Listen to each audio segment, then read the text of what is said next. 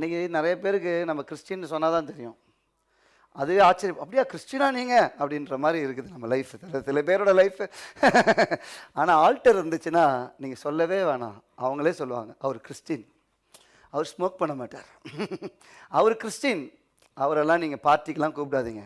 என்ன ஒருத்தன் சொன்னால் பாருங்களேன், நான் ஒர்க் பண்ணிகிட்டு இருக்கும்போது இங்கே எதுவும் பார்ட்டி தானே, நிறைய பார்ட்டி இருக்கும், ஒரு வருஷத்தில் ஒரு 3 பார்ட்டியாச்சும் வரும் ஒர்க் பண்ணும்போது.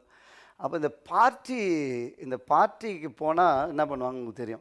நான் மோஸ்ட்லி அவாய்ட் பண்ணிவிடுவேன், போக மாட்டேன், மோஸ்ட்லி போக மாட்டேன். இந்த கிறிஸ்மஸ் மாத்திரம் கட்டாயமாக போகணுன்னுவாங்க, அதுக்கு மட்டும் போவோம்.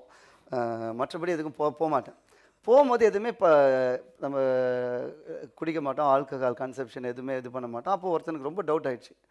கேட்டான், நீ குடிக்க மாட்டே, குடிக்க சீக்கிரம் எதுவும் இல்லையா, எதுக்கு வாழ்கிறான்னு கேட்டான். ஓ யார் லீவ், அப்போ நீ எதுக்கு வாழணும்?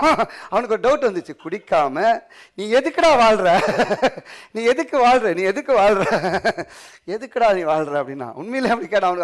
அவனுக்கு அவன் உலகம் பாருங்க, அவனுக்கு உலகத்தின் புரிந்து கொள்வது அவனுக்கு அப்படி இருக்குது. இது இல்லாமல் என்னத்துக்கு அவர் லைஃபு, இதெல்லாம் இல்லாமல் நீ எதுக்குடா நீ வாழணும், நீ எதுக்குடா நீ வாழணும். இன்றைக்கி நான் சொல்கிறேன், ஆல்டர் இருந்தால் நீங்கள் எக்ஸ்பிளைன் பண்ண வேணாம், மற்றவங்களுக்கே தெரியும் இவர் குடிக்க மாட்டார், இவர் சிகரெட், இவர் உலகத்தால் தன்னை கரைப்படுத்தி கொள்ள மாட்டார். Alter will differentiate you. Amen, hallelujah.